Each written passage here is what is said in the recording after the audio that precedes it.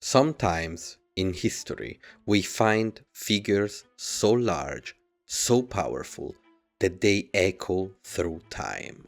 Their names can be found through history, repeated again and again. The consequences of their actions can be seen everywhere, again and again. And yet only a very few of them survive for millennia. Sometimes a name becomes a title. Who ruled Russia for centuries? The Tsars. Who ruled Germany during World War I? The Kaiser. What do these titles have in common? They both mean Caesar. The name Julius Caesar became synonymous with power, leadership, and respect. Absolute authority. And yet, why him? Why not Augustus? Caesar wasn't the first emperor after all, it was Augustus. Caesar wasn't the greatest writer of his time, he possibly wasn't even the greatest general. And yet, he echoes through millennia and will probably be remembered when everything else is forgotten. Let's try to find out why he endured so much in the pages of history, and let's try together to understand Caesar. This is gonna be a long one, so bear with me. Julius Caesar's story begins long before his birth, rooted in the tradition of one of Rome's oldest patrician families, the gens Julia.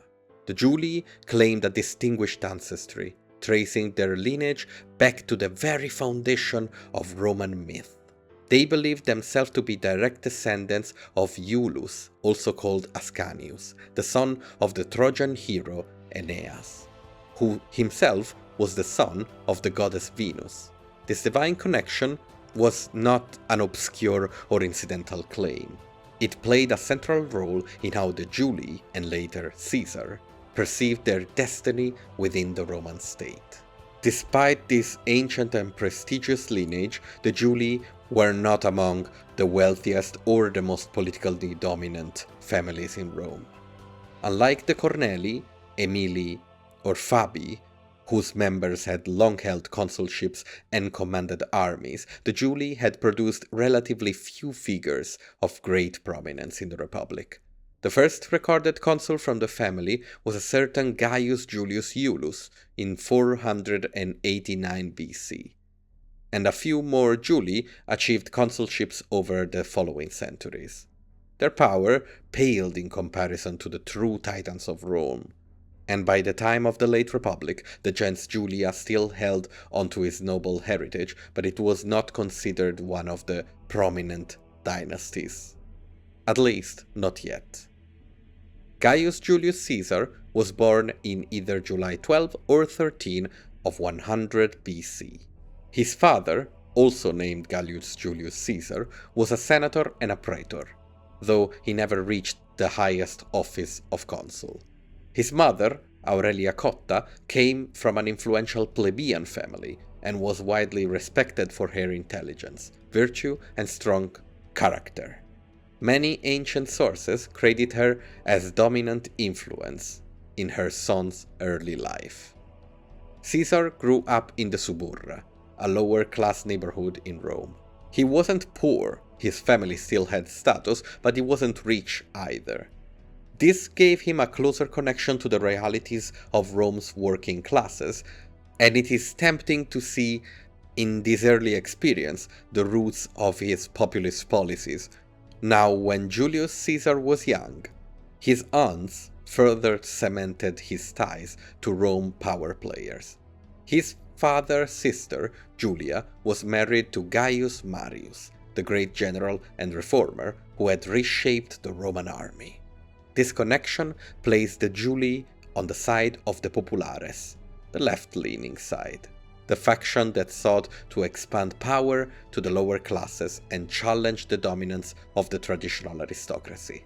It also meant that young Caesar grew up in a world of political struggle, as Marius fought bitterly against the conservative Optimates, led by Lucius Cornelius Sulla.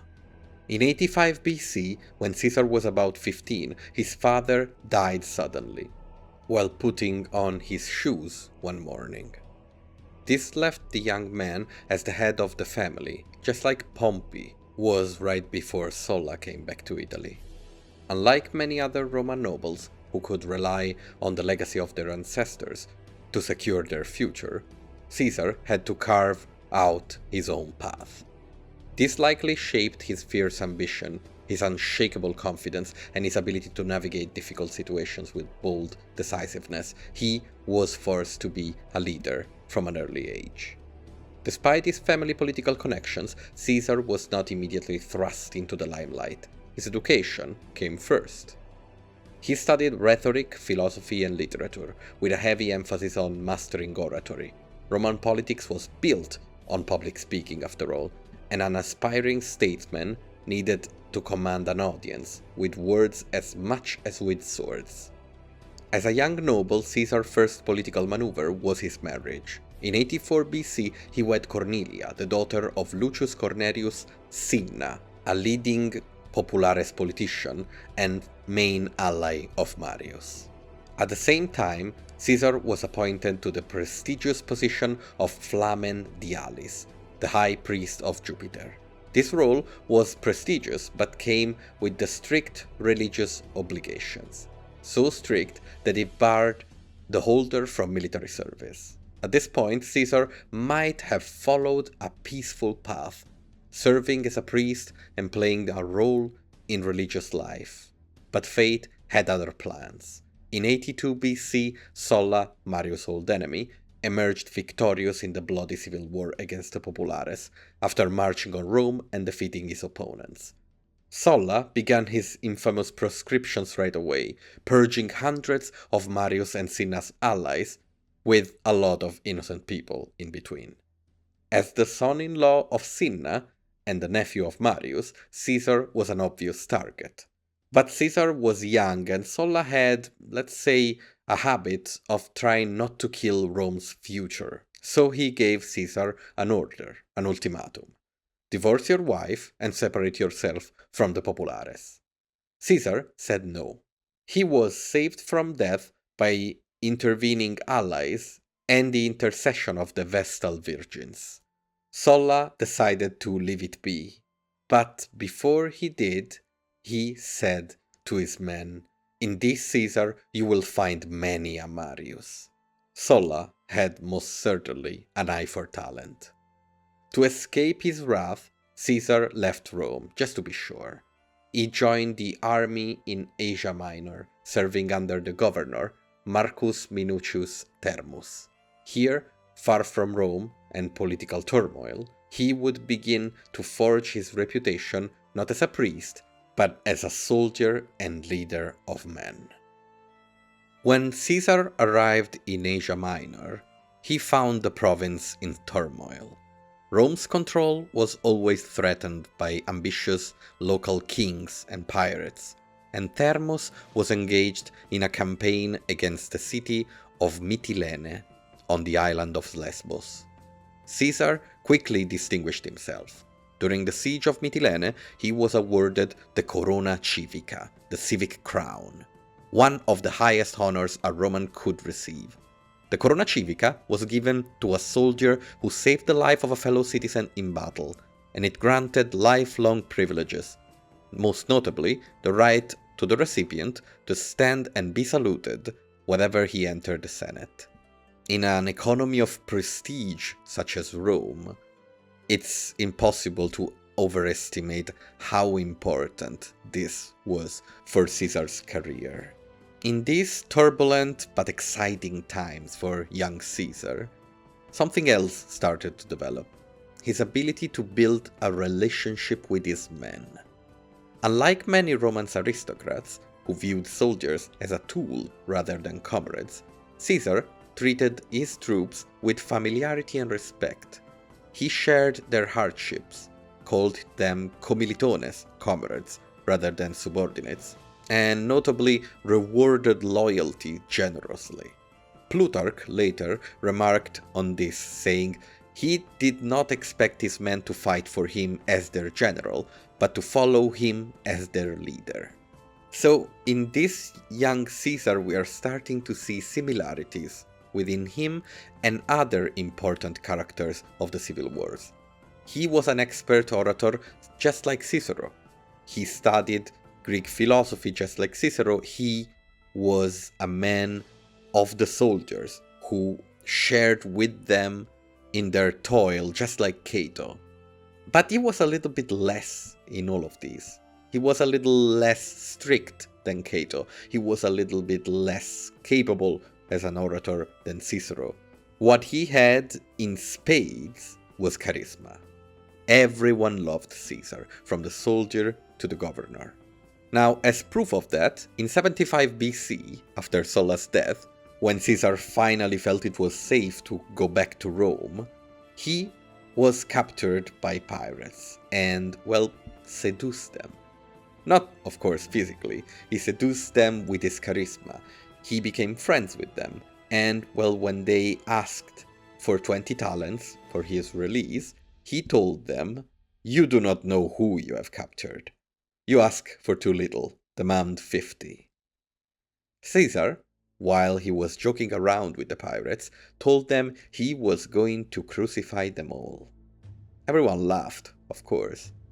But when he was freed, he immediately raised a small fleet, hunted the pirates down, and personally saw to their execution. He had a little mercy, though. He had their throats slit before crucifixion began. Unnecessary suffering wasn't his style. Finally, in 73 BC, Caesar was back in Rome and eager to begin his real political career. With Sulla dead, the Republic was shifting once again, and the Optimates, though still powerful, no longer had a unifying leader holding Rome in an iron grip. Caesar began positioning himself as champion of the populares, the surviving populares, of course, aligning with those who sought to weaken the aristocratic elite and, at least in name, fight for the people. At the same time, Caesar honed his skills as an orator. Rhetoric was the primary weapon in Roman politics, and Caesar, ever ambitious, sought to master it.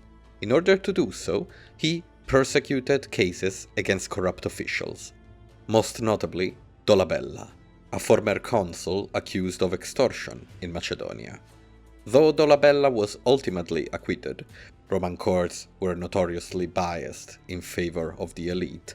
Caesar's fiery speeches won him the recognition as a rising star. Cicero himself, the greatest orator of the age, later admitted that Caesar's eloquence was remarkable. He said, "He speaks with the greatest force, and his words carry an irresistible charm." But Caesar was not content to remain merely a lawyer and speaker. He needed official positions, stepping stones to greater power. He secured his first political office as a military tribune, a junior officer role, and then in 69 BC he was elected quaestor, the first step in the cursus honorum, the Roman political ladder we talked about in an earlier video. 69 BC was an important year for other reasons too. Caesar suffered a deep personal loss. His wife, Cornelia, died, the same woman he had fought against Sulla to remain married to. Their marriage was by all accounts a happy one, something unlike many of the Roman aristocrats who treated marriage as mere political arrangement. He was most probably in love with Cornelia, just as Pompey would be in love with his daughter, Julia. Two men destined to fight to be the king of the hill in Rome. Both were in love with their wives. It's ironic they shared so many similarities. And yet, even at the funeral of his wife, Caesar took every single chance he got to aggrandize himself. Traditionally, even if he was the husband, the eulogy would have been a job for a higher status man, an older man. But Caesar took the stage himself, showing his bleeding heart to the people. He was capable of using a little bit of emotional theater to gain the favor of the people. And even here he went against tradition in order to do so. Shortly after Cornelius' death, Caesar left for Hispania as a questor. It was there, in the ruins of a great ancient empire, the ruins of Carthaginian cities, that he found a statue of Alexander the Great. He looked at it and wept. When asked why, he replied, "Do you not think it is a matter for sorrow that while Alexander had conquered the world at my age, I have done nothing remarkable?" Caesar felt old, compared himself to the best of the best, Alexander the Great, the legend, the god, and he found himself wanting.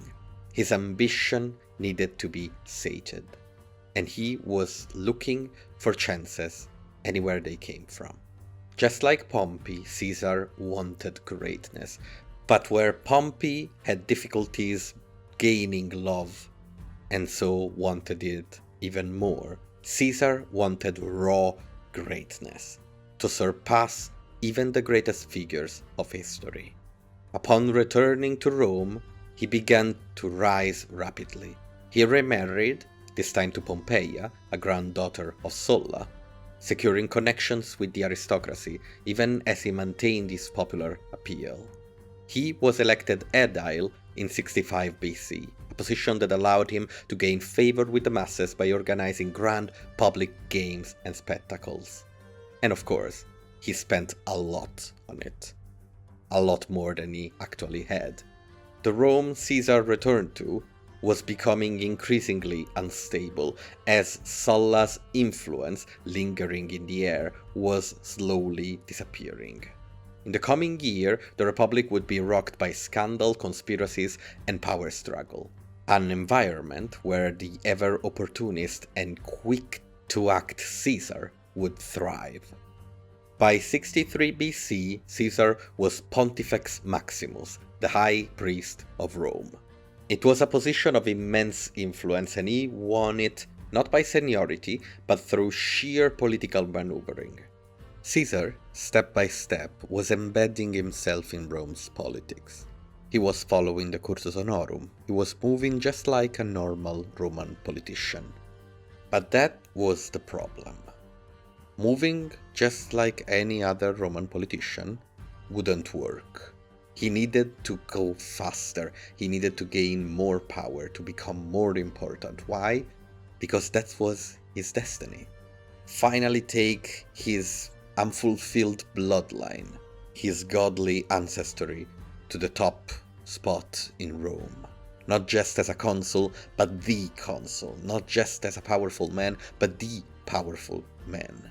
We said that Caesar was charismatic, and he was. He was a man's man. He was a guy you would have a beer with, let's put it like that.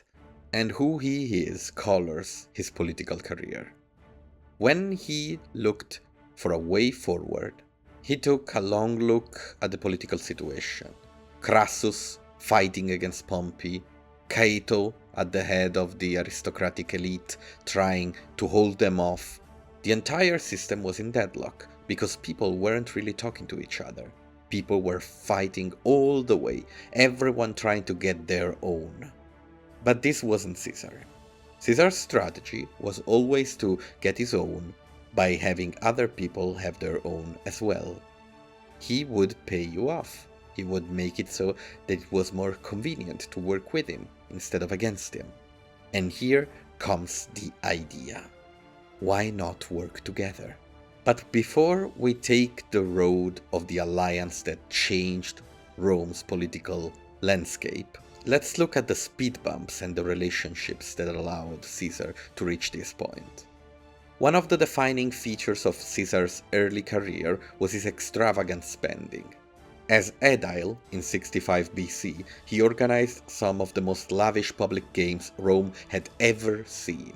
Gladiatorial contests, feasts, and theatrical performance that won him immense popularity, to the irritation, of course, of Pompey the Great, who held the love of the people and really wanted to keep it.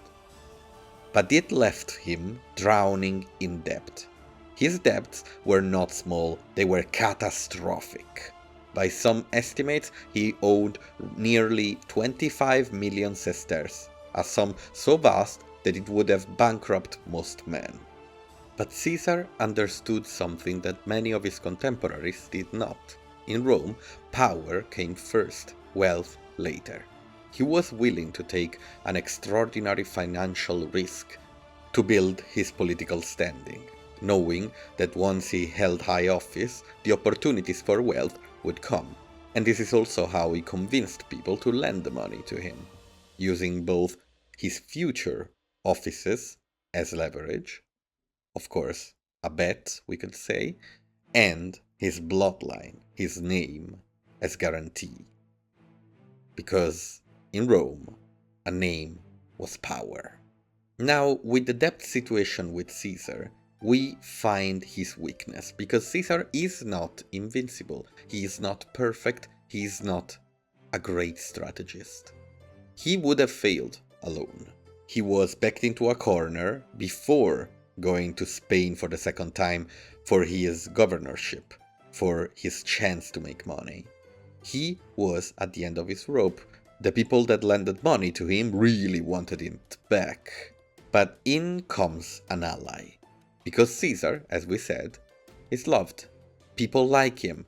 People see a future in him, potential. And one of these people is the richest man in Rome. A man who worked under Sulla, but that was very amenable to working with the populares. A man whose power was money. Crassus. Now, we have a whole video about Crassus, but to summarize, he had built his fortune mainly through real estate and speculation. He had won the lottery during Sulla's proscription by avenging his father and brother, killing those who had killed them and taking their stuff when it was auctioned away. And him and Caesar shared a common foe, Pompey the Great. At this time, Pompey was at the height of his power. He had just returned from his eastern campaigns, where he had crushed Mithridates, annexing Syria, Judea, many other territories, and submitting a lot of the eastern kings. He was hailed as the greatest general since Scipio Africanus, and his popularity was colossal. This made Crassus nervous. He had always resented Pompey, whom he saw as an upstart and who had stealed his glory fighting against Spartacus during the rebellion of the serfs, the slaves, and the gladiators. Now, when people came to ask Caesar for their money back, Crassus was ready to pay. Just pay them off and have Caesar in his debt as an ally. Plutarch tells us Crassus was always ready to aid those who were in difficulties with their debts and finances, and he was particularly eager to promote Caesar's rise. Now, while Crassus handled Caesar's financial problems, he also had more gossipy ones, let's put it like that. In 62 BC, a scandal erupted in Rome that rocked the Republic. It centered around the annual Bonadea festival, a sacred religious ceremony held exclusively for women.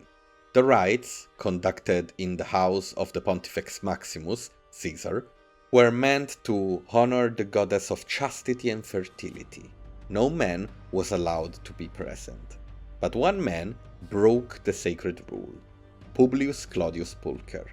Claudius was a young patrician with a reputation for scandal and recklessness. He was also part of the cool gang with Caesar. Now, moved by audacity or lust or stupidity, he disguised himself as a woman and sneaked into the festival. His goal, it is said, was to have an affair with Caesar's wife, Pompeia. Of course, we cannot know if Pompeia was an active part in this idea. Unfortunately for Claudius, his disguise was terrible. He was caught and the scandal exploded. It was not just an affair, it was sacrilege. The Senate was outraged. Claudius was put on trial, accused of violating sacred rites, and faced exile or worse.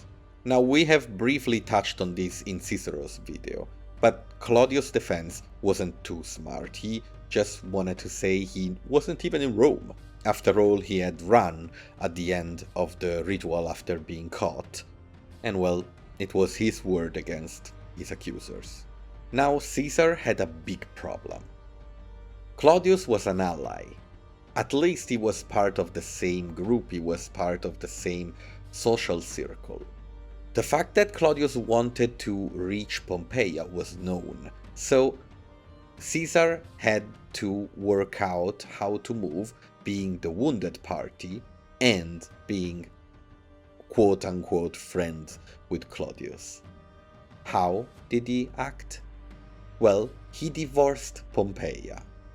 And when asked why, he famously replied, "Caesar's wife must be above suspicion." By acting like this, by saying this, he defended himself from the idea of being a cuck. After all, he didn't say Pompeia had done anything, and protected himself from being forced to testify and act against Claudius as the one who had tried to attack him by hitting on his wife. Why? Because it wasn't his wife anymore. Now, why did Caesar want to keep his relationship with Claudius so much? It is possible, considering how things went later, that he saw an opportunity in him. He thought that Claudius was a valuable political weapon. His recklessness, his, willingness to do what is not to be done in Rome, made him dangerous and useful. Now, all of this lit a fire under Caesar. His reputation was damaged, so he needed to move fast. In 61 BC, as we said, Caesar was appointed governor of Hispania Ulterior, further Spain. This was his first true military command, and he wasted no time proving himself. Hispania was in turmoil. Bands of Lusitanian tribes were raiding Roman settlements, and local cities were resisting Roman rule. Previous governors had handled the situation timidly, preferring to maintain order rather than expand. But Caesar saw an opportunity. Instead of staying within Roman-controlled territory, he launched an aggressive campaign deep into tribal lands. He crushed the raiders, forced rebellious cities into submission, and even went so far as to cross into non-Roman territory, something his predecessors had hesitated to do. His campaign was swift and decisive, the marks of a general who fought not just to win, but to dominate the battlefield. Caesar, as we said, was fast. Being fast sometimes made him make mistakes, but when he didn't, he was terribly effective. It is said that Caesar used to dictate multiple letters at once. He used to take decisions in a heartbeat, and on the battlefield, this made him incredibly dangerous. Of course, he also was able, as we said, to have a deep relationship with his troops. And this is important on the battlefield, because you have to imagine, in antiquity, there were very little ways to communicate with your soldiers. This, of course, left only the pre-battle briefing as the moment you would do strategies. You would prepare tactics, you would prepare the tricks that you find in all of those beautiful ancient battles. Now, why do some generals act like tricksters and use all of these hidden troops and tricks and ambushes, while others are strictly adhering to tried and true tactics and never trying something new? There are pitfalls where you fall when you try to use non-conventional tactics on the battlefield. And the most important problem is this little fact that people really want to go home. People don't want to die. They don't want to sacrifice themselves. And so when you put a hidden group of soldiers somewhere in the woods, they have to trust that you are going to adhere to the plan that you made, that you are going to be there to save them when they charge to the rear or something like that. They have also to trust that your strategy is good, that you are going to be able to save them, because if you're not, they're gonna be alone behind the enemy is gonna turn around and slaughter them. So trust is a very important thing on an ancient battlefield. And trust is Caesar's bread and butter. We have said how Caesar used to fight alongside his men, to take their hardships, to eat with them, to live with them. He built trust, and his army was an extension of his body, of his mind. That's why Caesar was so dangerous. The speed of his thinking, the speed of his decision making was represented on the battlefield by the trust his troops had in him. Now let's leave Caesar in Spain for a second and look into his relationships with other important characters of the time. One of them, one of the most important, is Marcus Porcius Cato, or Cato. Cato was the embodiment of old-school Roman virtue, rigid, uncompromising, and utterly incorruptible. He was a follower of Stoic philosophy, embracing a life of discipline, austerity, and absolute adherence to the Republic's traditional values. To him, luxury was corruption, ambition was dangerous, and political maneuvering was deceit.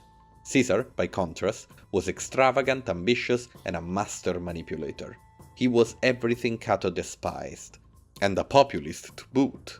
Plutarch describes how Cato would try to block every one of Caesar's moves, filibustering endlessly to prevent him from passing laws, and using every possible alliance or friendship to stop Caesar from ascending. Caesar, always theatrical, would simply have Cato arrested and removed from the chamber, only for Cato to return and continue speaking. Their greatest confrontation came in 63 BC during the Catiline conspiracy, when the Senate debated whether to execute the captured conspirators without trial. You'll remember from Cicero's video when a conspiracy was about to overthrow Rome's government in order to put Catiline, let's call it an outsider noble, at the head of the Republic. Cato argued for the immediate killing of the conspirators, claiming that no punishment could be too severe for traitors. Caesar disagreed. He argued that executing Roman citizens without trial was a dangerous precedent, and that the Republic should not let fear override justice. It was a brilliant speech, deeply unsettling the Senate. Even Cicero, who presided over the case, admitted that Caesar's argument was powerful. But then Cato stood up. He tore into Caesar, accusing him of secretly sympathizing with Catiline, even suggesting that he was plotting his own revolution. He called for decisive action, and the Senate, swept under his fervor, voted for execution. From that moment on, the rivalry was set in stone. After all, Caesar had used logical argument, and Cato had counterattacked with personal attacks. We could even say, if you think about it, that Caesar had managed to push Cato to go over his own principles and attack him when they were debating. Maybe Cato's hatred for Caesar was more powerful than, well, his own Stoic philosophy. Now, talking about Cicero and his relationship with Caesar, Cicero at first respected him. He recognized Caesar's intelligence, his eloquence, his strategic mind. In fact, after hearing him speak in the Senate, Cicero wrote to a friend, "By the gods, what a man! What a genius! What an orator!" Yet, despite his admiration, Cicero never trusted Caesar. Cicero was a staunch defender of the Republic. He feared that men like Caesar, who played the game of politics with money, populism, and charm, were eroding its foundations. He wanted to believe that the Republic could be saved through eloquence, reason, and law, while Caesar understood that power was taken, not debated. On the other hand, Caesar wanted Cicero on his side. He admired his intelligence and believed that having Rome's greatest orator as an ally would be invaluable. He tried multiple times to recruit him into the group he was about to form, what we're going to go into in a bit, the triumvirate, offering him favors and political protection, but Cicero always refused. He knew that aligning with Caesar meant abandoning his principles, and if there was one thing Cicero valued above all else was his own moral standing. Also his reputation, of course. Alright, we have waited enough. Now it is time to get to the meat of the situation. By 60 BC, Julius Caesar was in a difficult but promising position. He had just returned from his governorship in Hispania, had gained a military reputation, and had crushed his debt problems. After all, when he returned from Spain, he was rich and could pay everything up. Caesar sought a recognition for what he had done in Hispania, a triumph, the highest honor for a general. But he also wanted to run for consulship. Both great ambitions, but mutually exclusive. Why? Well, in order to get a triumph, you need to remain in arms, so outside of the city of Rome, waiting for it to be approved so you can march into the city and have your beautiful parade. Problem is that in order to stand for consulship, you need to be in the city and present yourself to the people. You need to run. So Cato used technicalities, timings, in order to make it so that Caesar either remained outside of the city with his army or marched in as a civilian to try and run for consulship. Caesar, quick to make choices as usual, chose power. He gave up the triumph and threw himself into the election for consul. But how could a, minor politician, he was rising, but he was still minor, become consul in a world dominated by titans such as Crassus and Pompey, who were not, of course, trying to become consul right now? They cannot be always consul, but had their own men, their own projects, their own influences into the runnings. Caesar saw an opportunity through trying to bring these two together. He proposed a secret alliance. If they worked together, they could dominate Roman politics and get what they wanted passed through the Senate. Pompey would secure land for his veterans, Crassus would get financial reforms, helping his businesses and his allies, and Caesar would be the one to do it. You need someone in the consul chair in order to do all of this and to control the situation. So why not the weakest one? Why not me? You can trust me because you can smash me. You can trust me because I'm weak. The triumvirate was not an official institution. There was no legal recognition, no formal announcement. It was pure backroom politics, and it wasn't even called the triumvirate at the time. Only when the second triumvirate called itself the triumvirate, the name was applied to this one. So, with Crassus and Pompey at his sides, Caesar secured the election to consul for 59 BC. He was in control of Rome. Now, consulships in Rome were supposed to be a partnership. Two people, two elected to balance each other out. Caesar's co-consul was Marcus Bibulus, a staunch conservative and ally of the Senate. Caesar simply steamrolled him. From the moment he took office, he ignored Bibulus entirely, treating him as a non-entity. When he introduced land reform laws to distribute land to Pompey's veterans, the Senate, led by Cato, tried to block him at every turn, but Caesar was done playing fair. This was not a political conflict. He had titans behind him. At a public assembly, when Bibulus attempted to veto the land reform, Caesar's supporters attacked him physically, dumping a bucket of dung on his head. Humiliated, Bibulus retreated to his house, claiming to be performing sacred religious rites, and did not emerge for the rest of the year. Not day, year. Caesar now ruled as sole consul in all but name. Can you notice how I called Caesar the leader of the cool gang? Doesn't this look like a high school movie? Cicero commented horrified. The state no longer exists, only a shadow remains.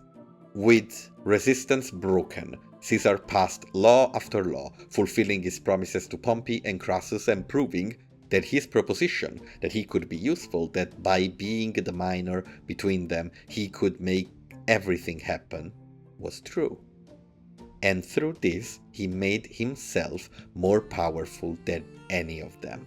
Now, the alliance was still weak. Why? Because while Caesar and Crassus had a long-standing relationship and Caesar was even indebted with Crassus, making it a strong alliance, Pompey was an outsider.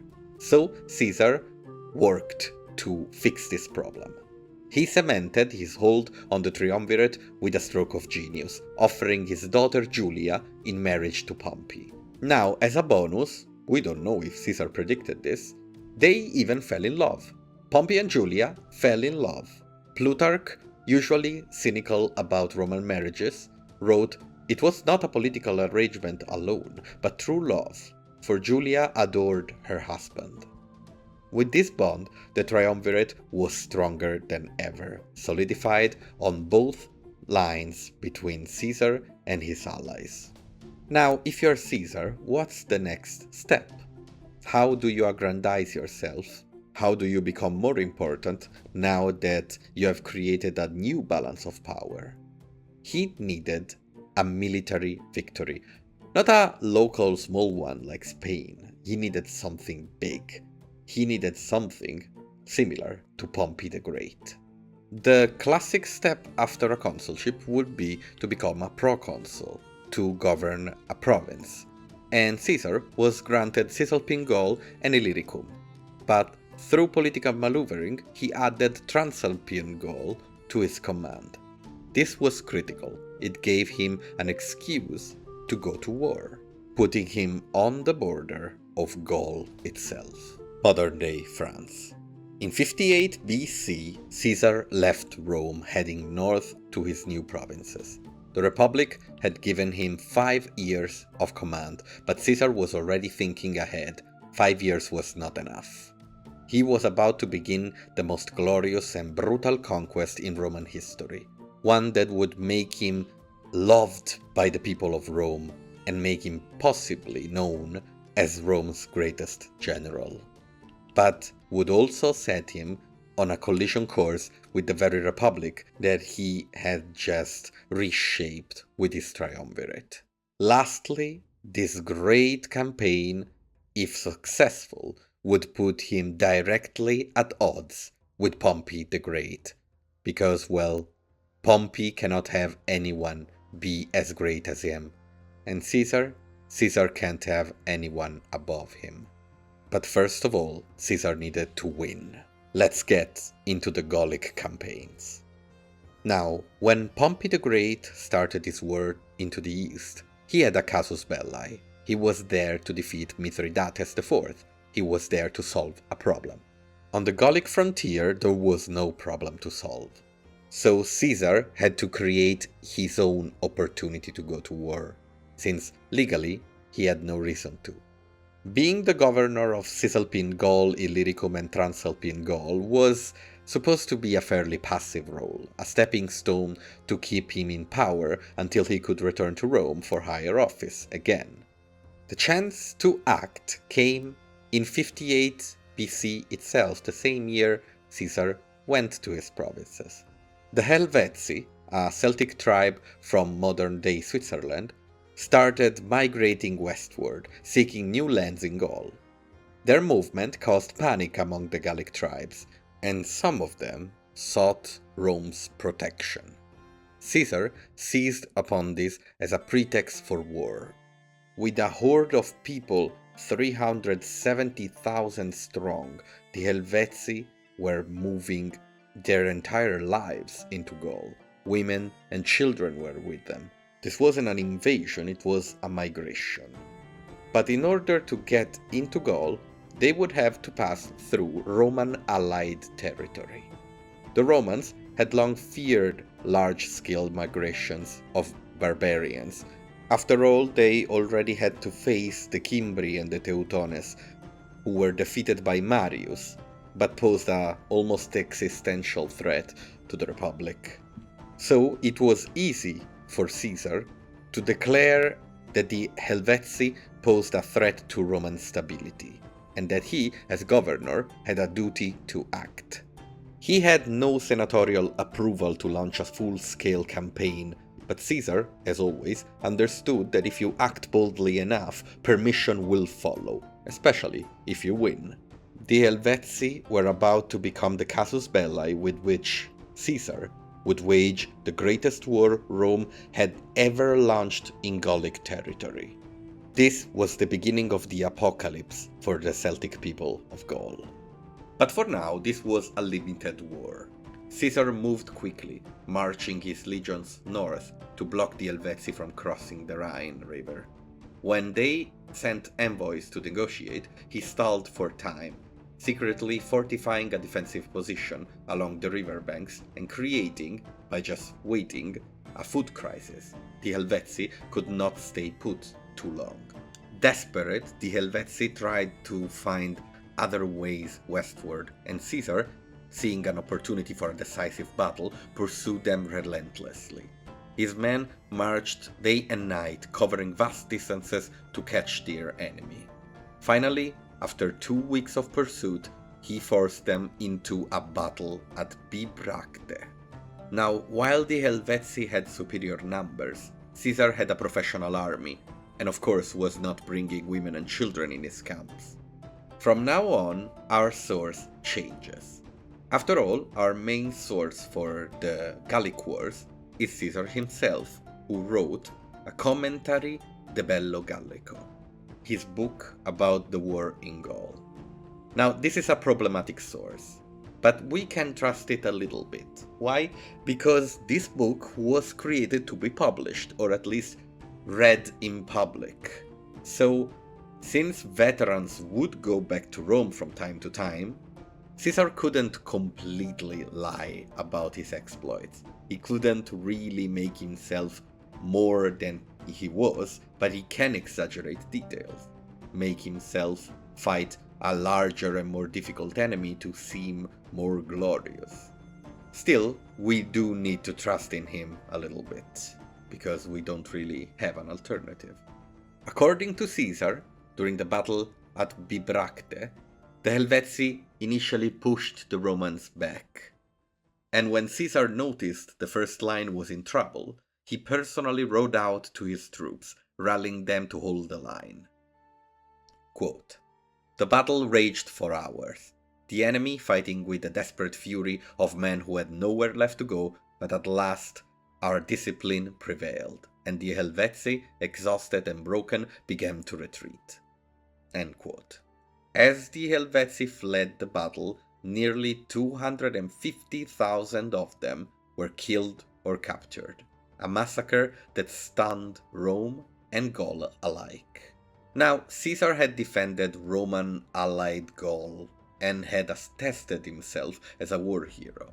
But what did he gain? This, after all, wasn't the beginning of the invasion of Gaul. He just was there to solve a problem. But now he had an army. Now you have to understand, Roman armies were a weird thing. They weren't composed of warriors, but of people, citizens. So Roman armies tended to get better with time. You start with an almost kinda useless army, one that could break just as it almost did now, even while we glorify Caesar. And you end up with little veterans. You just have to keep them on the field, keep them training. You do need battles, but the training itself does a lot. And they train all the time. So what does Caesar have now? He has glory, recognition, friendship and collaboration from the Gallic tribes he just saved, and he has a real army. So now he can look for a chance. And the chance came soon. During the same year 58 BC, a new character came into Gaul, Ariovistus. Ariovistus was not from Gaul. He was a Germanic warlord who had crossed the Rhine and established his rule over several Gallic tribes. He had around 120,000 warriors under his command, and these were not women and children, not fathers trying to save their families. These were seasoned fighters. Now Caesar had a chance. He could put himself in the middle of the war for Gaul. After all, Ariovistus was conquering Celtic tribes, so maybe the Celtic tribes could be liberated, saved. With this in mind, Caesar declared Ariovistus an enemy of Rome. He demanded he leave Gaul, and when he obviously refused, mocking Caesar's demands, well, you know what comes next. According to Caesar, this was Ariovistus' answer. No one has ever commanded me where I may or may not go. Gaul belongs to those who can take it. The answer? 6 legions marching toward the Suebi, the people of Ariovistus. After playing a brief strategic game trying to cut each other off from their supplies, the two men clashed in the end at the Battle of Vosges. Now, in all of these battles, you have to notice that Caesar is always in quite the advantageous position. He always has the high ground, he always has the fortified position. Why can he force battles where he has the advantage?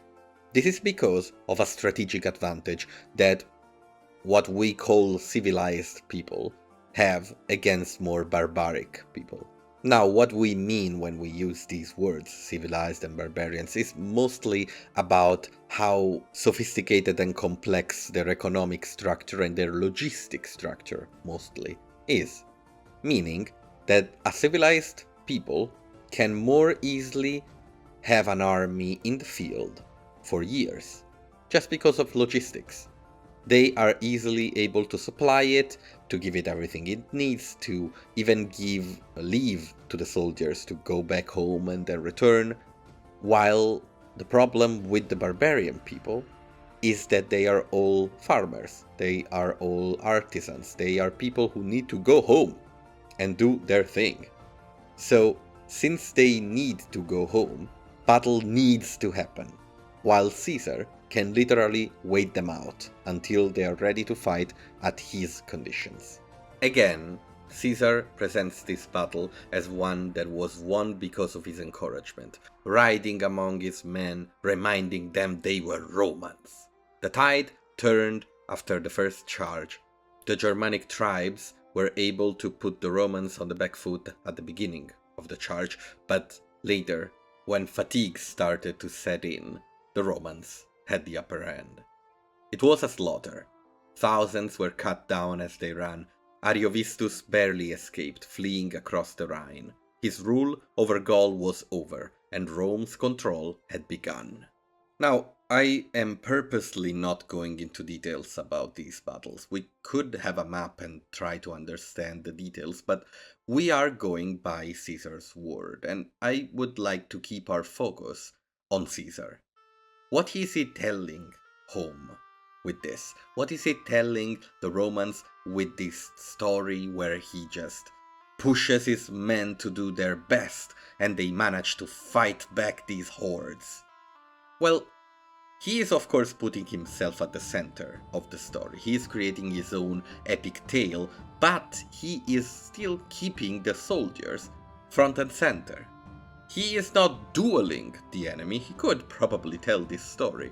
He is leading the army. He doesn't want to be known as a single hero. He wants to be known as a leader of men. He wants people to know what his soldiers know. That he is Caesar, the man you want to follow, the man who will make you rich, the man who will make you great, the man who will make you win against anything and everything.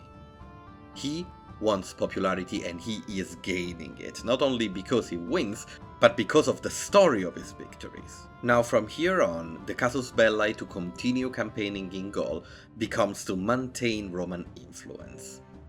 Germanic influence is feared because the Germans are presented by Caesar himself as formidable opponents. Ariovistus, a terrible foe waiting to strike again. And north, there are the Belgi, a confederation of fierce northern tribes of Gallic people this time, that were apparently preparing an anti-Roman alliance. After all, Caesar has been here for 2 years, and maybe it's true. The Celts are starting to prepare. They know he's not going anywhere. Now about the Belgi, of all people of Gaul, the Belgi are the strongest, because they are the farthest from the culture of the Roman province, and merchants rarely come to them. So, in Caesar's eyes, being far away from civilization made them strong. And here, far north, far away from the Roman province, we find our first real problem in the Gallic campaign. You could say that, as if in a wrestling show, Caesar was about to push his enemy and prove to everyone they are a threat. The story that does this is the battle at the Sabis, the river Sabis, in 57 BC. There, Caesar's army was caught off guard. The Nervi, the strongest of the Belgae, launched a sudden ambush, swarming down the hills in a storm of spears and swords. For the first time, Caesar's legions were in danger of being annihilated. The Nervi broke through the Roman lines, hacking down centurions, overwhelming entire cohorts. And Caesar himself was in the thick of it. Seeing his standard bearers cut down, he grabbed a shield and fought alongside his men, a rare act for a Roman general. He writes, Caesar himself advanced to the front, seized a shield from a soldier in the rear, and spoke encouragement to the men as they fought. Around Caesar, the Roman formation regained order. The 10th Legion, the most trusted legion of Caesar, counterattacked, outflanking the Nervi, and by nightfall they were exterminated. Only a handful survived, and Caesar tells us of what he did. I spared them, for their courage had earned my admiration. Now isn't this the perfect hero story?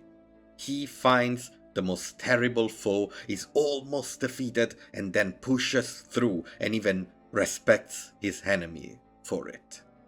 Now, don't get me wrong, I'm not saying this never happened, at all.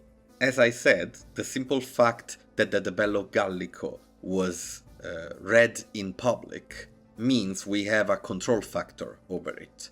He cannot really lie too much, because people from his legions can hear it. But in an ancient battle in the middle of the chaos, no one really knows how things went on a more strategic level. No one has the map-wide sight we are used to when we study history. And so, on that level, you can lie. You can lie a lot. You can make a battle seem almost lost when it really wasn't. You can push your enemy to make yourself greater for defeating them. Caesar's ambition and desire to be special, the first to do anything, it's represented during these wars with his adventure in Britain. In 55 BC, after pacifying Gaul, at least for a while, he blamed British tribes for aiding the Gauls and decided to invade. His first attempt was a disaster.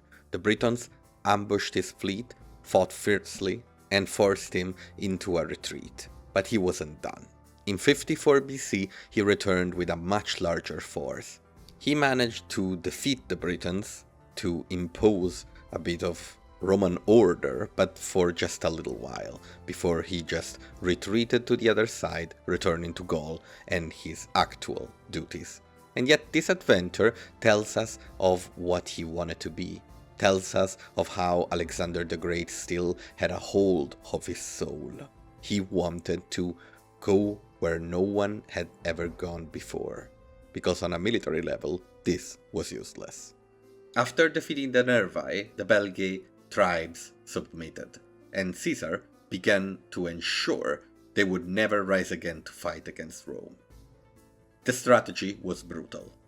He ordered entire villages to be burned, mass executions, killing or enslaving of anyone who resisted. This was all normal at the time. Mass deportations and relocations of peoples were also the name of the game. Caesar would restructure Gaul and completely devastate the Celtic culture. They would become Roman one way or another. And yet Gaul was not completely broken. Not yet. As the years passed, among the surviving Gallic nobles, one man refused to submit. Vercingetorix, a young chieftain of the Averni.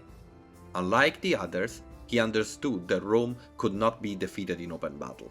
Instead, he waged a campaign of scorched earth, ordering his people to burn their own cities and farms so that Caesar's legions would starve. It was 52 BC.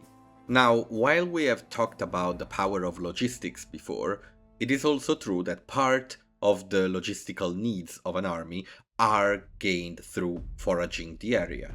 So what Vercingetorix was doing was really hurting the legions. The supply lines were overburdened, stretched thin, and under constant attack. Realizing he could not sustain a long war, Caesar forced a final battle at Alesia. The prelude to this battle is incredibly complex, but for the purposes of this already long video, we'll just say that there were a lot of battles before Alesia. Caesar and Vercingetorix confronted each other in the region, and finally Vercingetorix, pushed against the wall by Caesar's tactical acumen, retreated into the city of Alesia, starting a siege situation where he was trapped inside of the city with 80,000 warriors against the legions of Caesar. At that point, Vercingetorix called for reinforcements, creating a trap.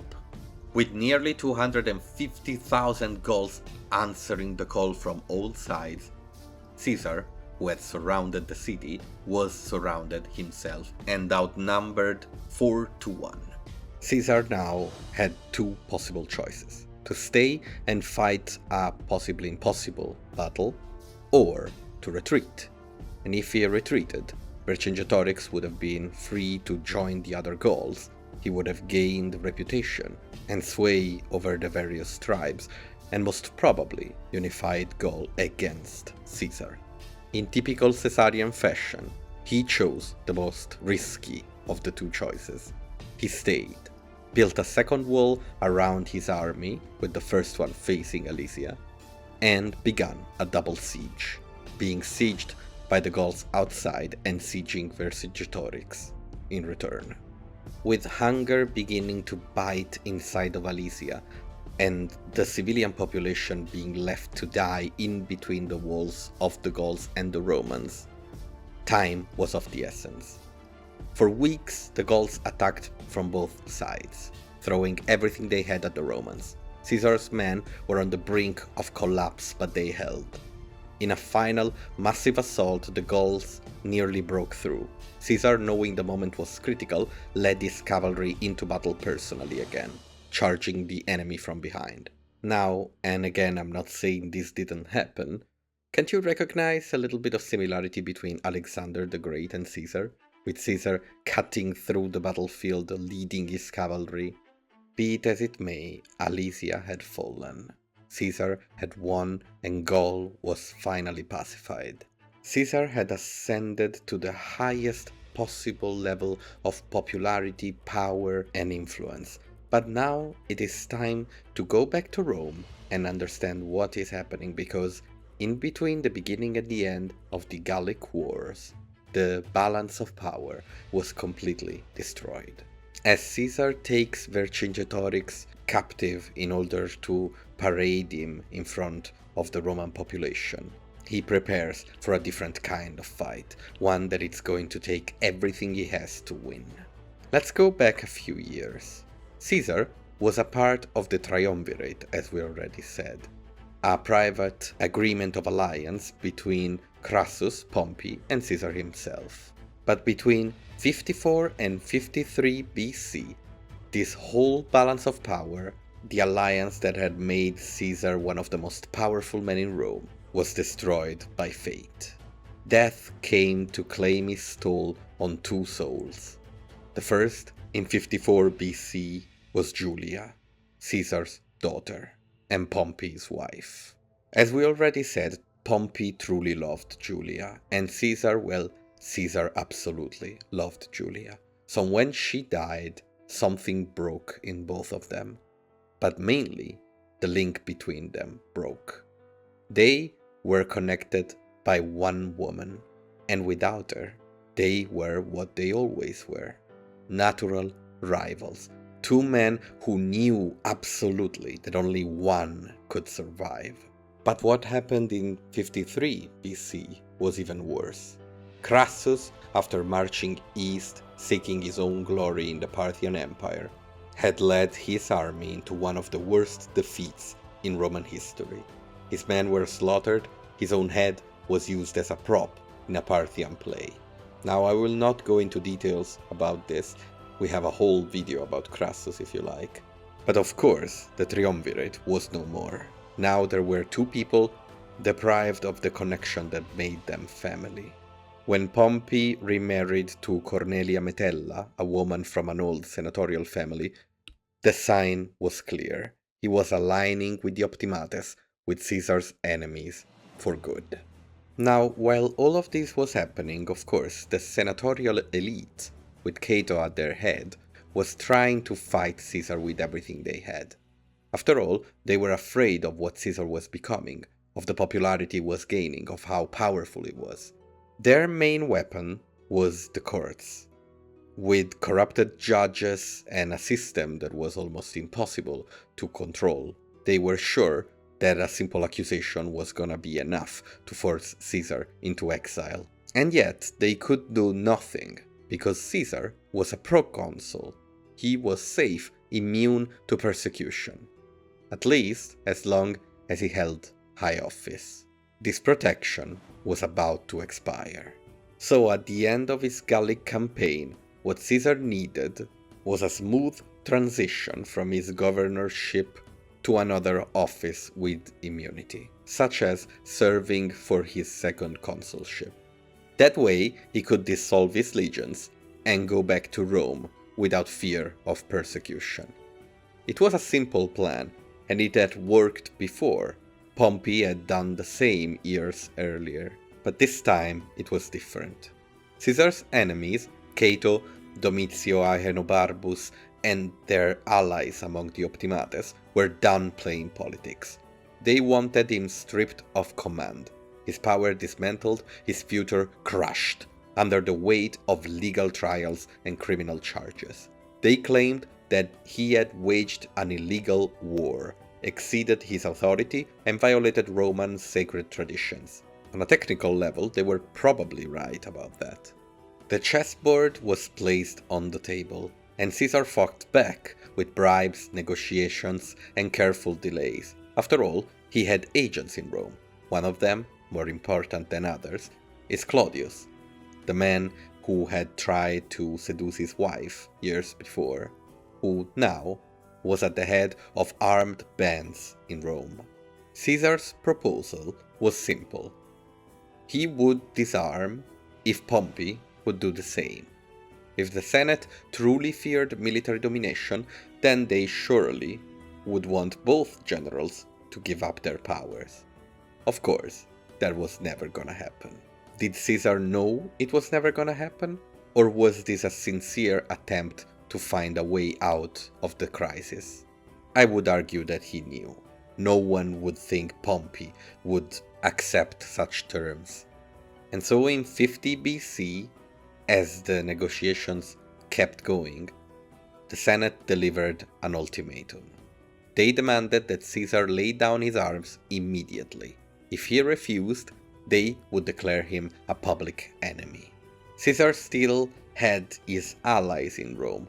Mark Antony, working as a tribune of the plebs, was vetoing the attempts at making Caesar public enemy, but on January 7th, 49 BC, Pompey convinced the Senate to take an extreme step. They stripped the tribunes of their powers and declared a state of emergency. This was too much. Pompey could not accept a returning Caesar with maybe a triumph who would eclipse him. He could not accept that Caesar, that little guy who had been the go-between him and the real opponent, Crassus, was now maybe greater than him. And to Caesar, this was the final fight. All of his enemies had aligned against him. It was time to do something truly great. Because, think about it, Alexander the Great began his career as a king, at the head of his country. Caesar still wasn't at that level. To Caesar, this was his way to the beginning of his life. This was his way to the beginning of his adventure.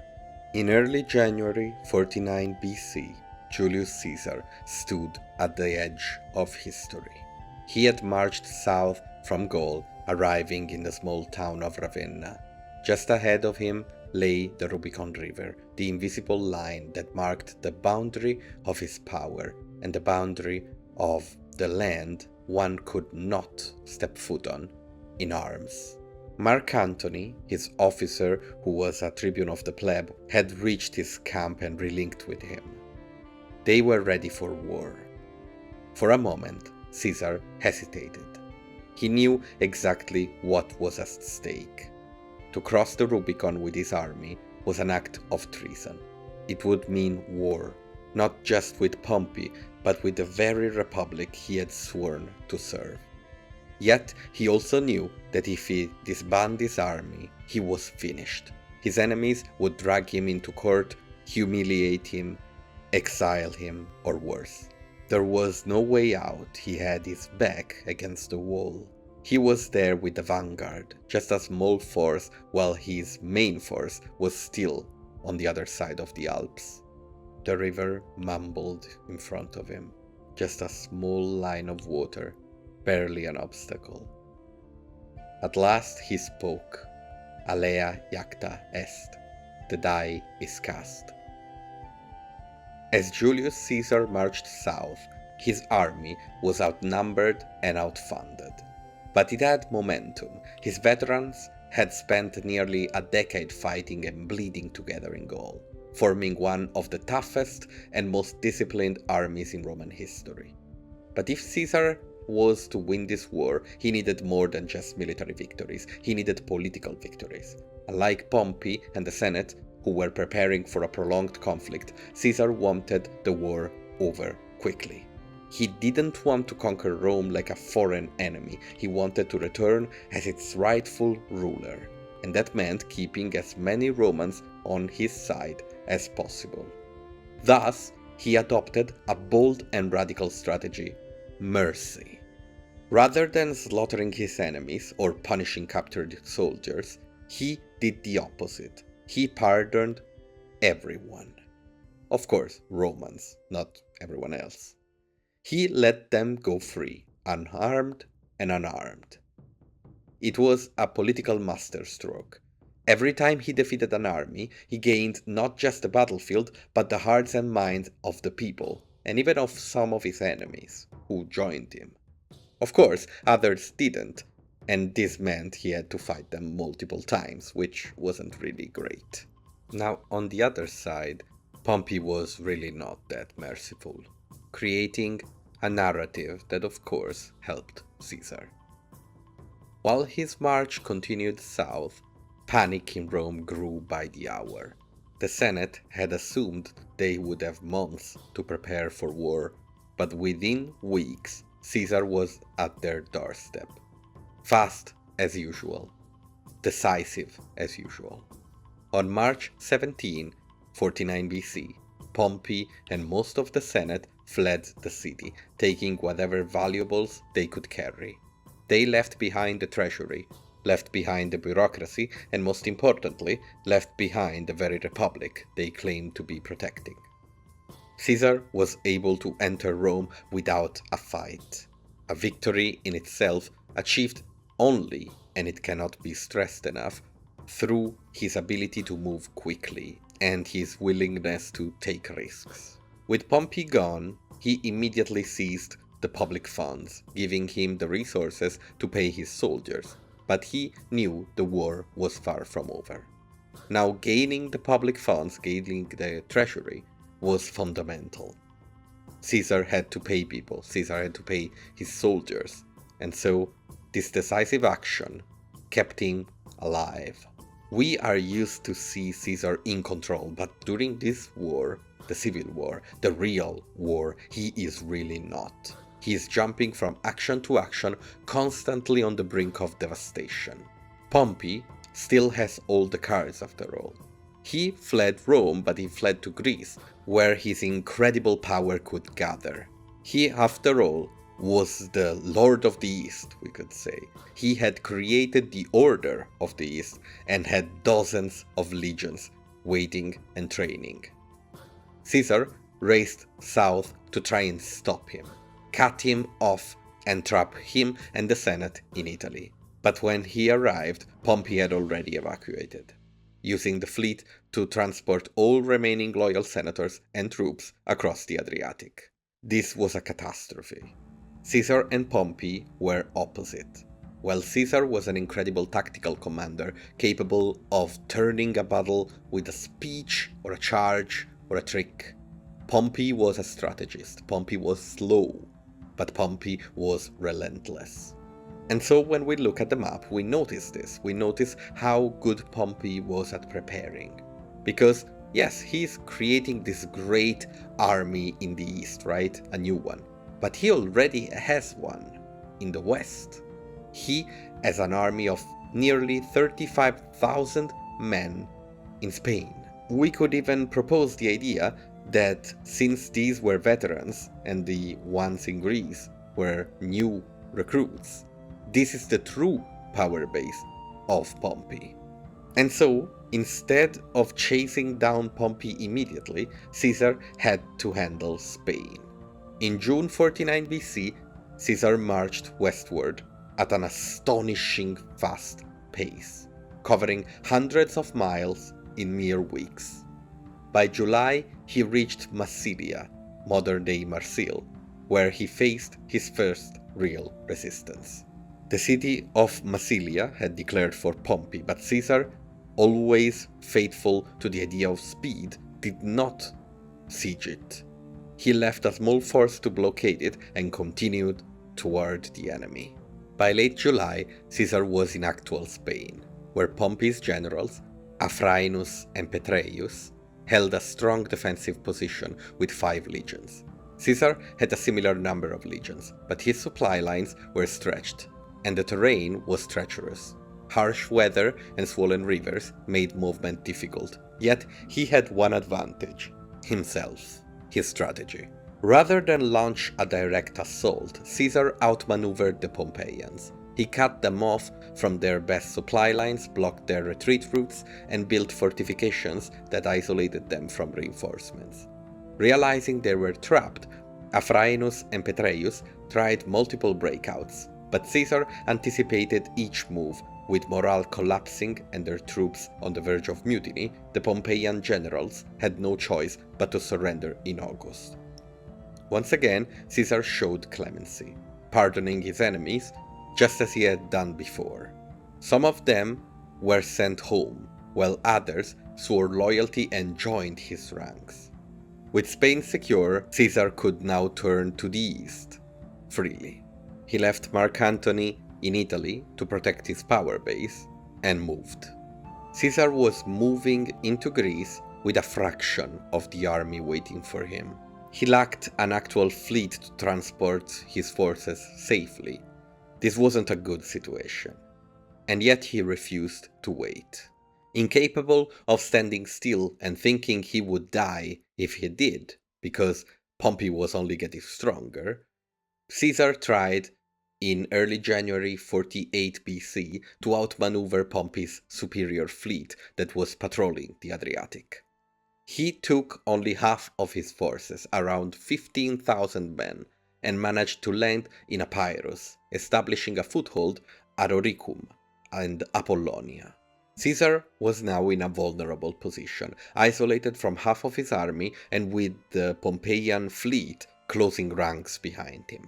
There are those who think that in this situation Pompey could have immediately crushed him, rushed him, but instead he hesitated, preferring to starve Caesar out rather than fight him outright. Now, was Pompey wrong? Did Pompey truly leave victory on the side of the road here? We do not know that. We do not know what would have happened if Pompey fought Caesar here. But of course, what we can know is that it is very convenient to see Pompey as this old, slow general, incapable of taking decisive action. It works with the narrative, right? So, who is Pompey? Pompey is a military man. Pompey is a general. He is truly a professional general, someone who has done this his whole life. And I personally tend to think his evaluations are pretty sound. So I wouldn't necessarily think we know more than him about the situation. Caesar was a trickster, and facing Caesar was always to roll the dice. Why roll the dice if you have all the cards in your hands and you can just win without any randomness? With the situation getting desperate, Plutarch tells us a story of bravery and recklessness. Caesar had no patience for waiting, so he personally boarded a small boat and attempted to sail back across the Adriatic to bring Antony over. Apparently, the weather was so stormy that the pilot himself hesitated. Caesar, facing into the storm, is said to have declared, "Fear nothing, you carry Caesar and his fortune." Caesar cannot die after all. The boat was ultimately forced to turn back, but the message was clear. Caesar refused to be a passive player in this war. The message being, of course, from Plutarch to us. In the end, the brave and crazy actions of Caesar were useless. Antony did it himself. He successfully evaded Pompey's fleet and landed the remaining troops in Greece. With his army finally united, Caesar began maneuvering toward Pompey's forces, who had established a strong position in Dyrrhachium, a fortified city along the coast. Rather than attack Pompey head-on, Caesar decided to bottle him in. He built a massive network of trenches and fortifications, attempting to starve Pompey's army with the same collection of tactics he had used in Spain. This was one of the most ambitious siege operations of the entire war. Caesar, with fewer men, completely enclosed Pompey's camp with miles of walls, traps and ditches. And at first, it worked. Pompey's men began to starve, their horses grew weak, and morale plummeted. But Pompey had the advantage. He had his fleet. Unlike the starving Pompeian legions in Spain, these forces had naval supply lines that brought food and reinforcements. Caesar had no navy to stop them. Then the siege turned. With miles of fortifications to defend, Pompey found a weak point in Caesar's fortifications and launched a massive breakout assault. They overran one of the key positions, forcing Caesar's men to retreat chaotically. For the first time in years, Caesar's troops panicked. His army was on the verge of total collapse. Realizing the disaster unfolding, Caesar himself rode to the front lines, grabbed a shield, and tried to hold the line alongside his men. This was a classic Caesarian maneuver, trying a suicidal attack in order to force his men to protect him and hold the line. And they did. The troops rallied and prevented the complete destruction of their army. But the battle had been a disaster. Caesar suffered heavy losses and was forced into retreat. The situation was truly desperate. Looking at Caesar's army retreating inland, far away from their supply lines, Pompey hesitated in pursuing them. And again, we have to ask ourselves, is he arrogant? Is he wrong? Or is he just observing his enemy walk into his spider web? Greece was his. He had everything. Supplies, water source, everything. So, what's the rush? And well, that, of course, worked for Caesar, who didn't wanna be pursued. And so we finally come to the main event. After the defeat at the Battle of the Walls, Caesar had been outmaneuvered, outgunned, and nearly broken. His aura of invincibility had taken a serious hit. But when someone moves as fast as Caesar, he is capable of seeing opportunity into a disaster. With his army in desperate need of supplies, Caesar led them inland away from the coast into Thessaly, where he could forage and maybe regroup. Pompey followed cautiously, wary of another ambush. His advisors, including both Cato and Cicero, urged him to keep the pressure. Pompey wanted to starve Caesar out. But well, the Senate didn't want this. The optimates, the men with Pompey, wanted battle, and Caesar knew this. Now, in this battle, in all of this, Caesar is facing Rome. Cato is there, Cicero is there, Pompey is there, and also someone else we haven't talked about. Someone Caesar cares a lot about. Marcus Junius Brutus. Let's take a moment to look into him.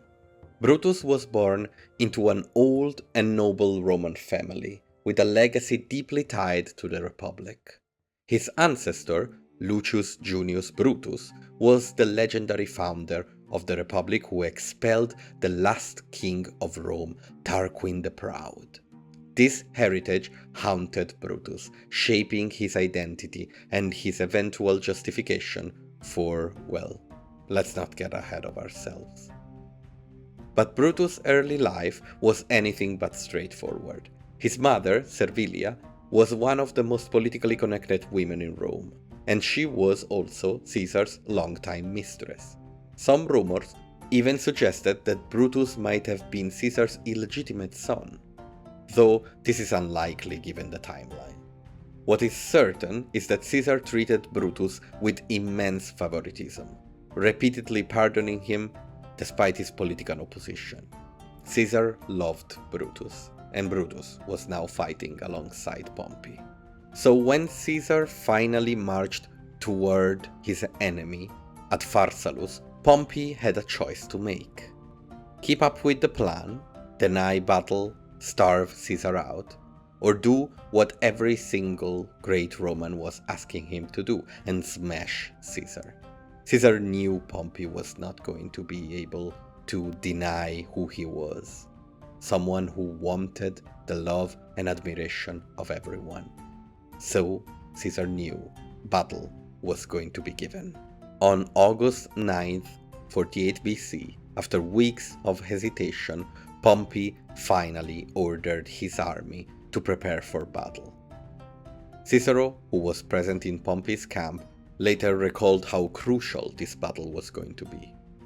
We have placed all our hope, all our future upon the fate of one battle. Pompey's battle plan was simple and effective. He had nearly 50,000 men, twice Caesar's numbers.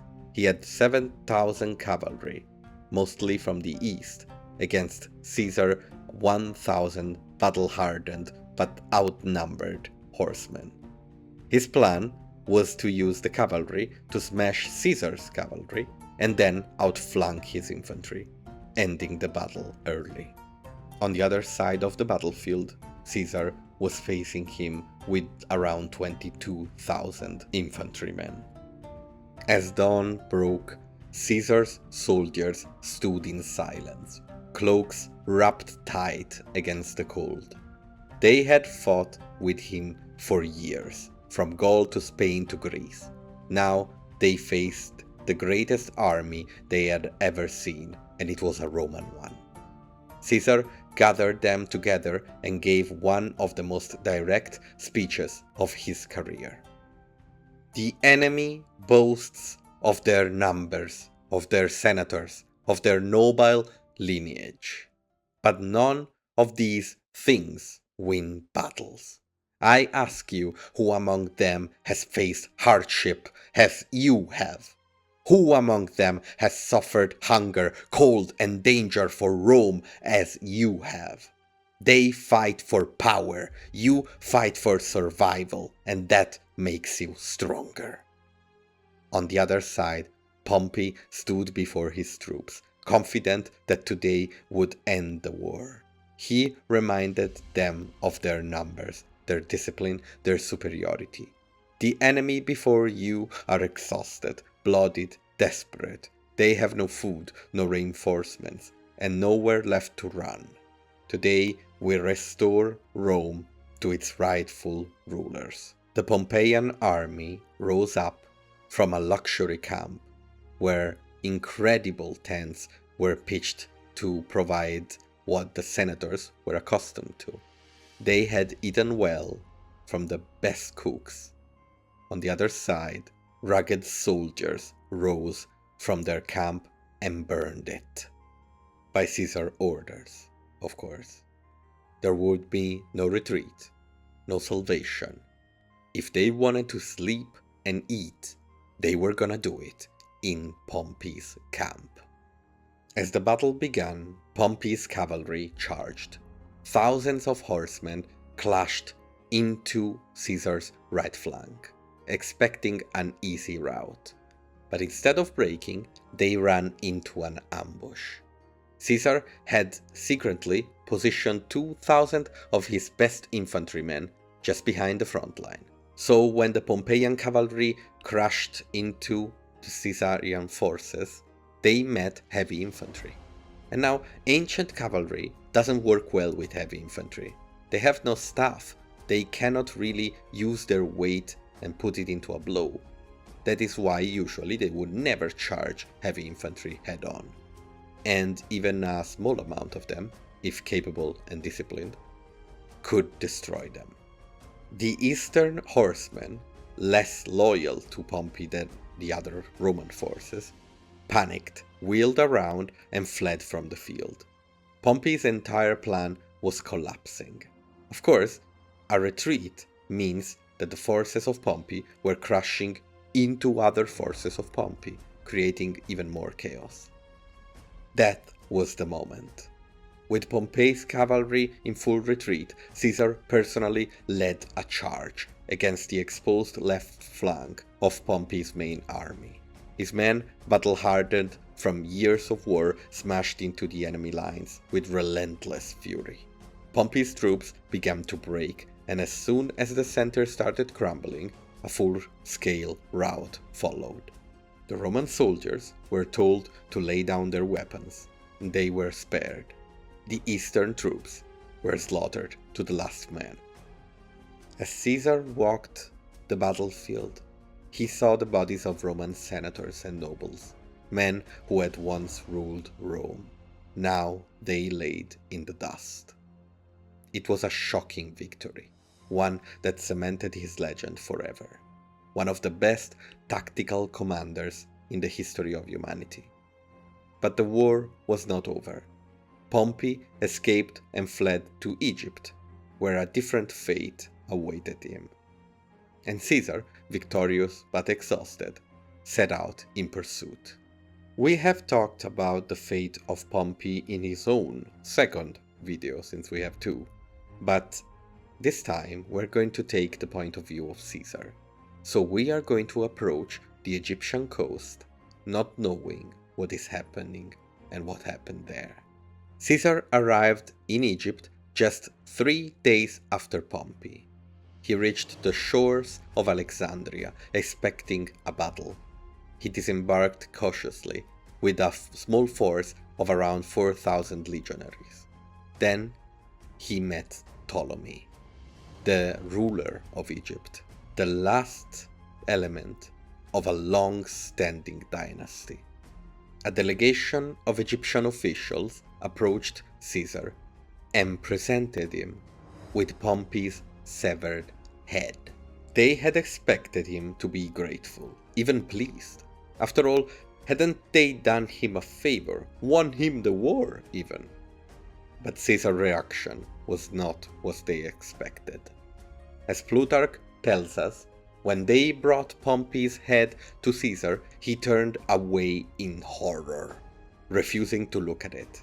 He took the signet ring from Pompey's severed hand and wept. Despite their long rivalry, Pompey had been a Roman consul. He had been the husband of Caesar's daughter. To see him unceremoniously killed in such a brutal way disgusted Caesar.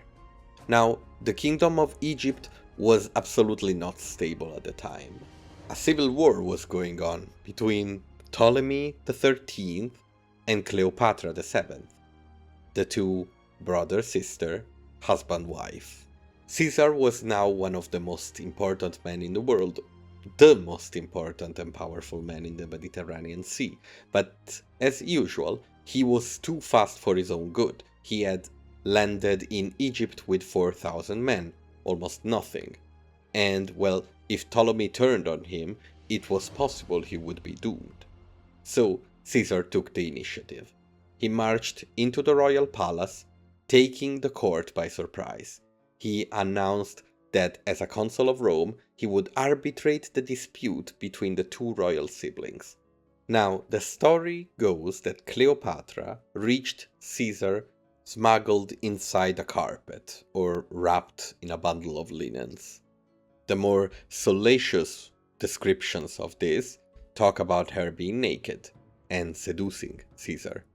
Now, we cannot truly know how this meeting happened. What we can know is that Caesar was captivated. She was beautiful and clever, with a voice that could charm anyone. She was a woman who had slaved the hearts of those she wished to win. This tells us Plutarch. We know that in a way or another, Caesar really liked her. The two were quickly allies and soon had a passionate relationship from which they would have a son. Seeing that Caesar was aligning himself with Cleopatra, Ptolemy's advisors were not going to accept without a fight. Achillas, the Egyptian general, raised an army of 20,000 men and marched on the royal palace, now occupied by Caesar. Caesar found himself trapped. Closed in the palace for months, under siege, his relationship with Cleopatra, of course, blossomed. The Battle of the Siege of Alexandria is complex and has a lot of stories. Caesar himself had to dive into the harbor and swim to escape enemy troops at a certain point.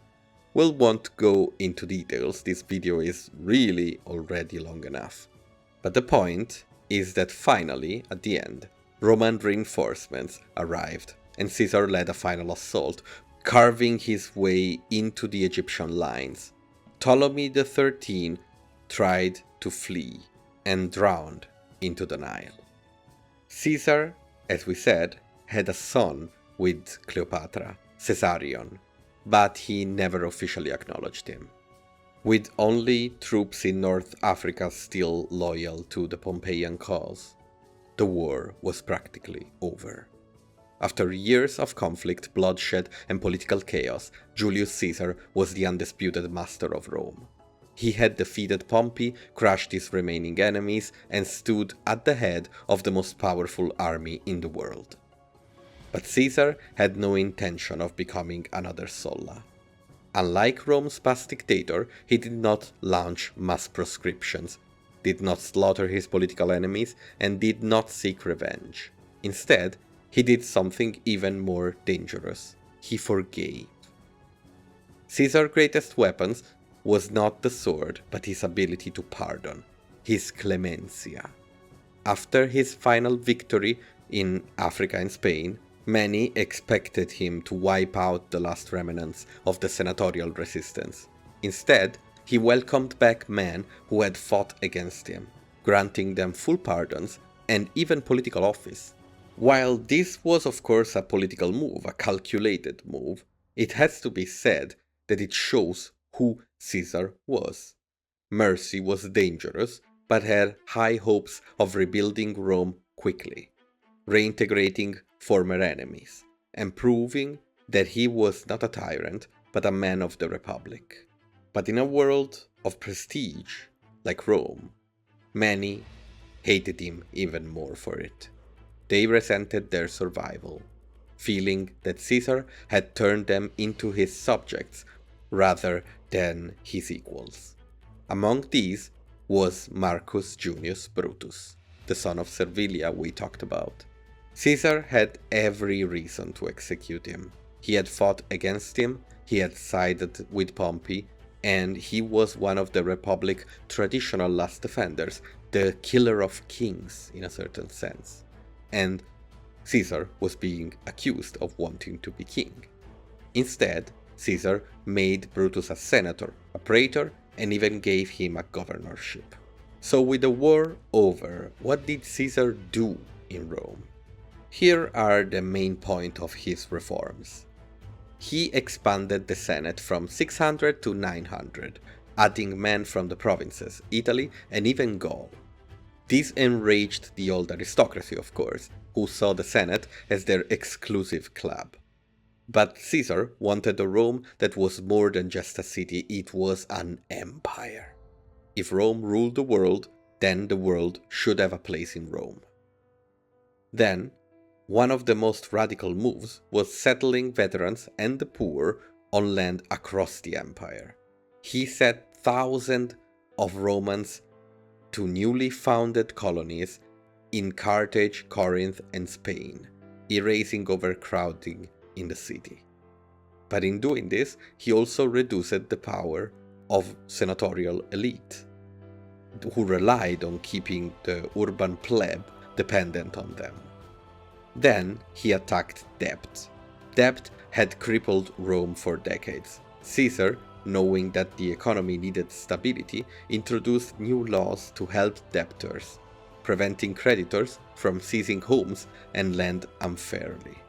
His most enduring reform was the creation of the Julian calendar, which finally replaced Rome's chaotic lunar system with a 365-day solar calendar.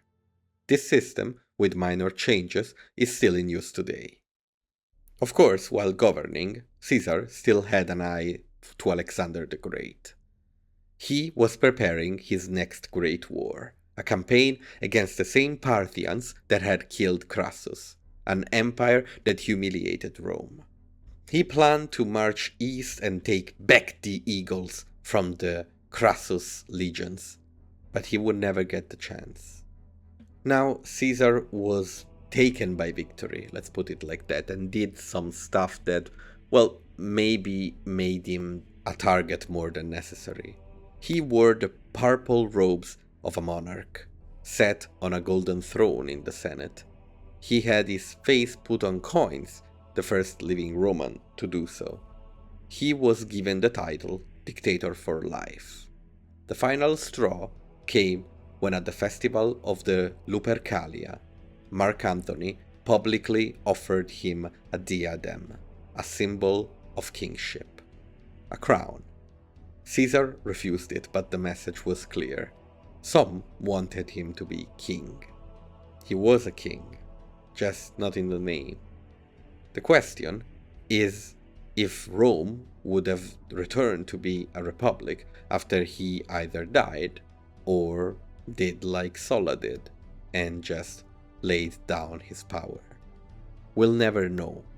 But if you ask me, Caesar does look like the last of the Republicans instead of the first of the emperors. Time for half measures was done. Caesar needed to die. And on the morning of March 15, he awoken to his last day. Rome was restless. The people, still unsure whether he was a savior or a tyrant, moved through the streets, whispering of omens and prophecies. "Beware the Ides of March," said one of them. Caesar was not a man ruled by superstition. He had defied fate his entire life. His habit was to put his head in the mouth of the lion. Why should he stop now? As he prepared to leave for the Senate meeting, many of his advisors urged caution, Mark Antony among them. He received word that something was amiss. Now, of course, this is all from our sources, so since they know how it ends, it is very possible that this did not happen at all. But well, we cannot know, so why ask? Brutus then approached Caesar. Caesar, the Senate is waiting. If you do not go, they will say you are afraid. Caesar hesitated. He was no coward, and so, ignoring the omens, ignoring the warnings, he stepped onto the litter that would carry him to the Curia of Pompey. His killers were already waiting there. Caesar walked into the Senate without bodyguards, another symptom of who he was, quick to decision but reckless. He had pardoned everyone who had once fought against him. He had restored the rights of those who had tried to destroy him. He did not believe any Roman would dare harm him now. They were all of Rome after all. He was wrong. The Senate chamber was silent as Caesar took his seat. The moment he moved to do so, the conspirators surrounded him. The first to strike was a senator named Julius Caesar.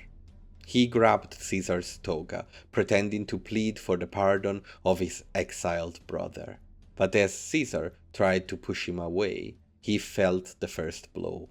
A dagger sunk into his body. For an instant, he did not understand. The attack was clumsy, the blade missing anything vital. But then another came, and another. They struck him from every side, shoulders, chest, thighs. He twisted and turned like a wild animal. He tried to fight back, pushing them away, trying to rise to his feet, but blades came too fast, too many. Finally, Caesar turned and saw him. Et tu, Brute? Brutus, the friend, the protege, the son of the woman he had once loved. The Brutus he had forgiven, the Brutus he had saved. He was there to kill him. If even Brutus wanted him dead, then it was all lost. Caesar stopped fighting, covered his face with his toga in desperation, and collapsed at the base of Pompey's statue. The irony was complete. Slain beneath the shadow of the man he had defeated. Cato was dead, Crassus was dead, Pompey was dead. Everyone he cared about was dead. Cicero would soon follow. He had pardoned every enemy, and they repaid him with knives. For years he had built his power through not terror, but mercy, offering forgiveness where others would have sought vengeance. His killers stepped forward to address the Roman people, still covered in blood.